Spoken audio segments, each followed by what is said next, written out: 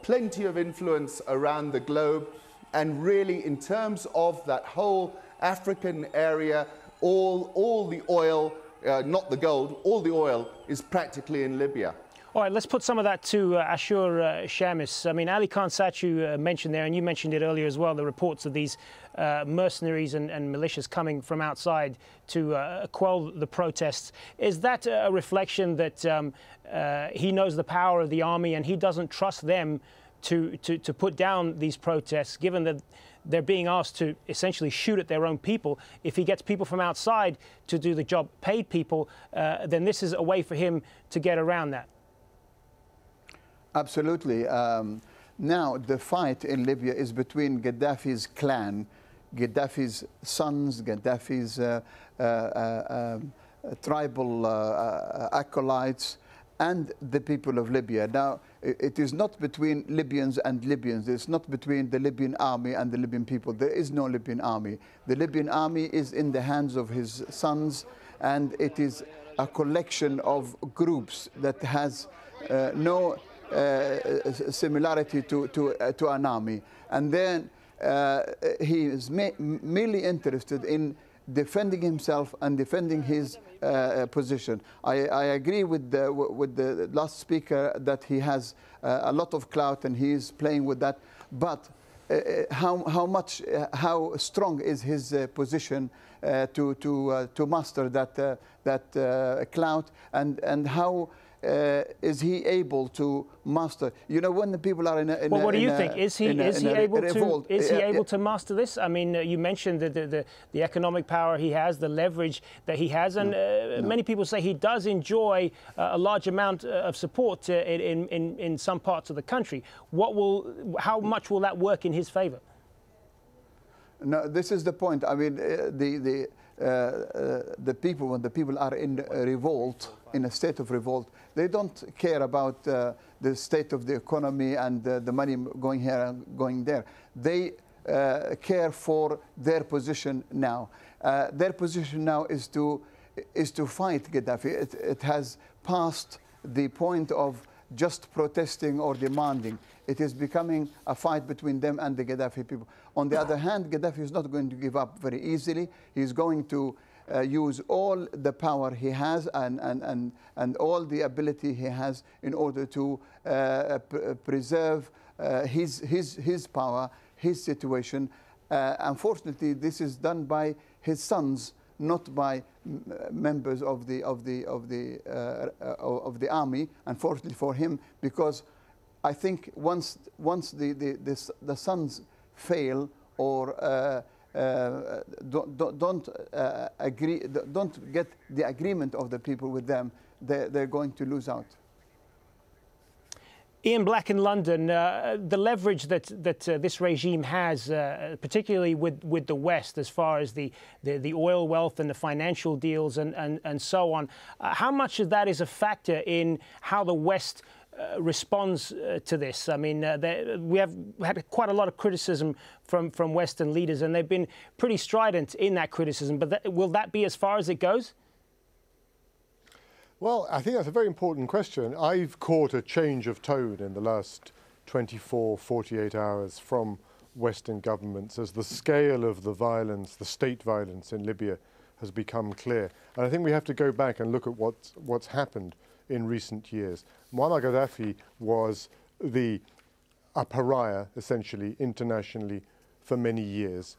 Libya spent years under sanctions to force the surrender. We all remember of the Lockerbie bombing suspects. Gaddafi, in his time in the 1970s, 1980s, supported terrorist groups or national liberation movements, whatever you want to call them, across the world, in the Middle East and in Europe, in Northern Ireland as well.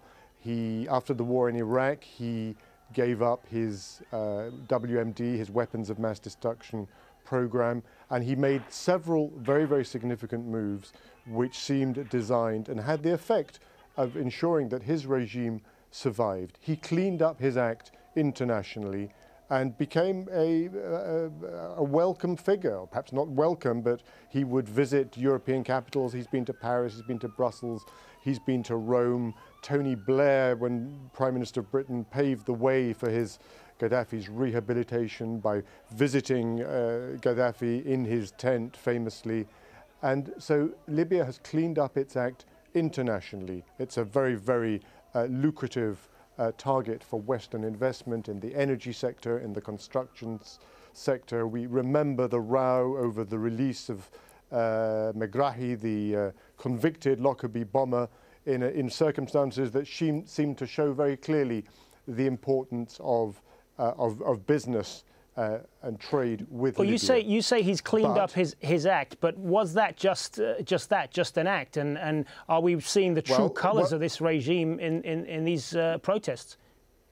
The distinction I was going to make is exactly that. He's cleaned up his act internationally, but internally, domestically, Libya remains not only as repressive as ever, but with this extraordinary spate of violence, more repressive, crueler towards its own people than it's ever been seen to be before. So he bought his way to respectability internationally, and domestically, very little changed. One of his sons, Ashur, was talking about the Gaddafi sons who play such an important role in different areas of life in Libya.